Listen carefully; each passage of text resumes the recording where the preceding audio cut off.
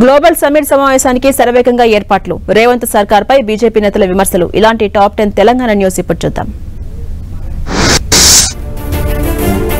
రంగారెడ్డి జిల్లా మహేశ్వరంలోని మీర్ఖాన్పేటలో జరగబోతున్న global summit ఏర్పాట్లను మంత్రులు పొంగులేటి శ్రీనివాసరెడ్డి, పొన్నం ప్రభాకర్ పరిశీలించారు. ఏర్పాట్లపై సంతృప్తి వ్యక్తం చేసిన మంత్రులు అధికారులకు పలు సూచనలు చేశారు. అధికారులంతా సమన్వయంతో పనిచేయాలంటూ మంత్రులు పొంగులేటి, పొన్నం ప్రభాకర్ ఆదేశించారు.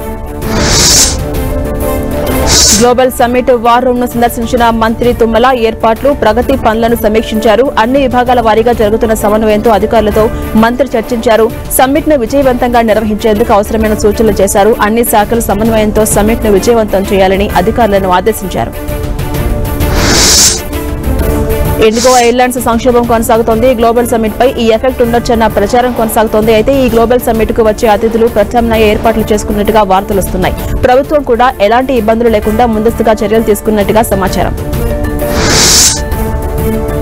కాంగ్రెస్ ప్రభుత్వంపై Telangana BJP chief Ramachandra Rao fire అయ్యారు. కాంగ్రెస్ ది కమిషన్ల పాలన అంటూ ఆరోపించారు. హిల్ట్ పేరుతో రాష్ట్రాన్ని ల్యాండ్ మాఫియాకు అప్పచెప్పారంటూ రామచంద్రరావు వ్యాఖ్యానించారు. హిందువులపై విషం కాక్కుతున్న సీఎం రేవంత్ రాష్ట్రంలో తీవ్రవాదులను, అర్బన్ నక్సలైట్లను పోషిస్తున్నారని ఆరోపించారు.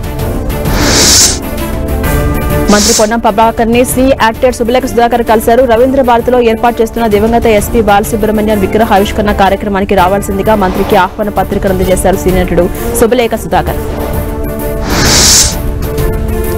తెలంగాణ సీఎంగా రేవంత్ రెడ్డి ప్రమాణ స్వీకారం చేసిన నేటికి 2 ఏళ్లు పూర్తయిన సందర్భంగా గాంధీ భవన్ లో సంబరాలు మిన్నంటాయి. ఫిష్ కార్పొరేషన్ చైర్మన్ మెట్టు సాయి కుమార్ ఆధ్వర్యంలో సంబరాలు చేశారు. టపాసులు కాల్చి స్వీట్లు పంచుకుని సంబరాలు చేసుకున్నారు కాంగ్రెస్ కార్యకర్తలు. ఇండిగో సంస్థకు చెందిన 1000 విమానాల రద్దు గురించి ప్రధాని మోదీ విమానయాన మంత్రి రామ్మోహన్ నాయుడుకు కీలక సూచన చేశారు. కేపాల్ ఇండిగో విమానాల రద్దుతో ఎయిర్పోర్టులో నెలకొన్న గందరగోళానికి చెక్ పెట్టి అందులో దాగున్న అవినీతిని బహిర్గతం చేయడంలో మీడియా ముఖ్యమైన పాత్ర పోషించాలని పాల్ కోరారు.